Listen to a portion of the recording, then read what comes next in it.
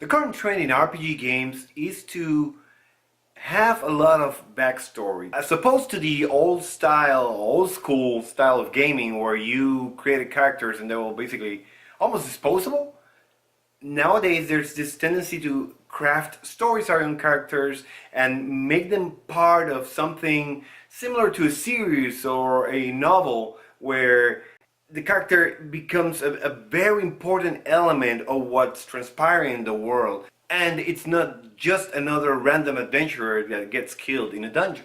Due to this trend, character backstory has become something very important in most modern games.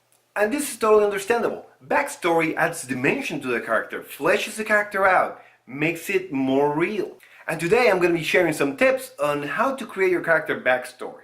The first point I'm going to make drives this whole thing, and is the fact that the story is written in the game. The story is supposed to be created there on the table with the DM and your fellow players, and with the interaction between all the player characters and the monsters and the locations and everything. That's the actual story of your character.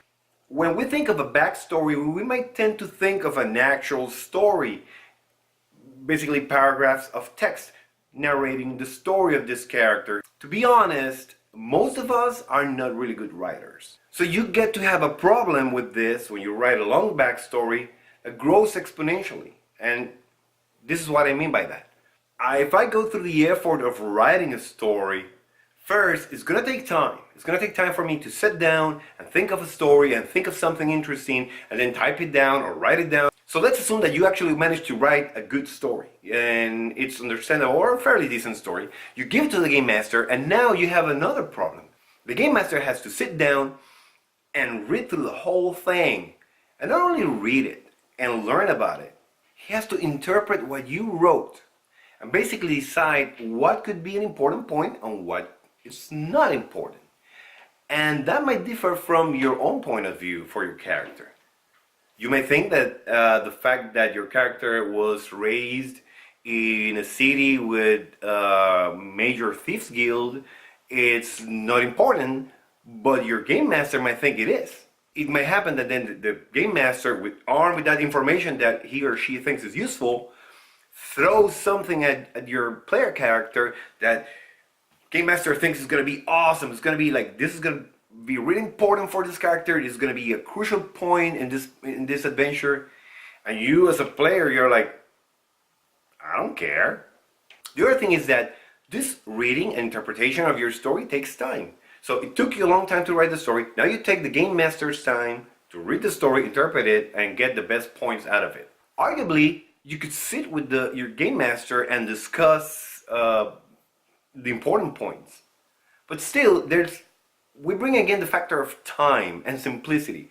You again have to sit down with your game master and discuss the story and tell him, okay, this is what's important for my character, this is really important, and you go through all that exercise just to have some key points that are going to be used throughout the game, or probably will never be used, depending on how the adventure turns out. So having established that writing a complex and long backstory for your character doesn't really work very well, what could you do? You can implement a very streamlined system to create your backstory. First of all, define 1 to 3 important life events for this character, and this will drive the narrative. You can say that the character was abandoned by his parents and was raised by a member of the local city thieves guild, or the character lived in a town that was invaded by orcs. Whatever you have in mind. Write these life events, make them take just 1 sentence each. That would be an ideal limit. Keep them short, keep them concise as much as you can. 2 sentences maybe.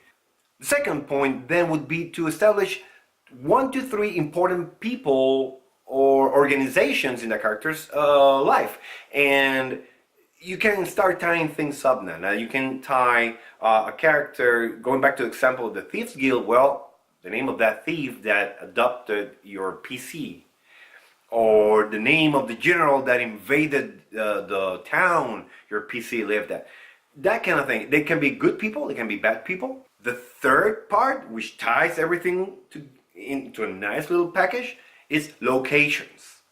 The important locations where all these events and people were, and your character, of course, was there too. It can be the character's hometown. It can be a city the character had to travel because he was captured and turned into a slave. Anything like that. Jot those down. Again, keep it short, one sentence. That's it. Now you can deliver to your game master a sheet of paper with a few bullet points with events, people, and places. And it's something that your game master is going to be able to read in a minute and have a very good idea of who your PC is. It will not require any interpretation. It will not require any deciphering of what you meant by this or that. It's going to be crystal clear. It's going to be easy to implement in the game. And the game master is going to be even able to take your notes and put them in his game master screen and be done with that. Easy peasy. When writing these events and people and places, keep in mind that these things shape your character. These things are not your character. When you write these things, keep in mind that your character might behave according to those events and might be affected positively or negatively by these things, but they do not define in the end what he or she might do. Just use your backstory as a guideline. This concept of backstory is not a law, it's not something, it's like when a game master has a story, has something defined, it has monsters and an adventure and whatnot, and it has NPCs. It's not a rule that you follow, it's sort of a guideline. So you can drive your game based on that, but you let your creativity run on top of that. How do you create your backstory? Let me know in the comments. I would really like to know different approaches to this. If you like the content of the video, please hit the like button. If you like the content of the channel as a whole, feel free to subscribe. And until next time, keep those Z20s rolling.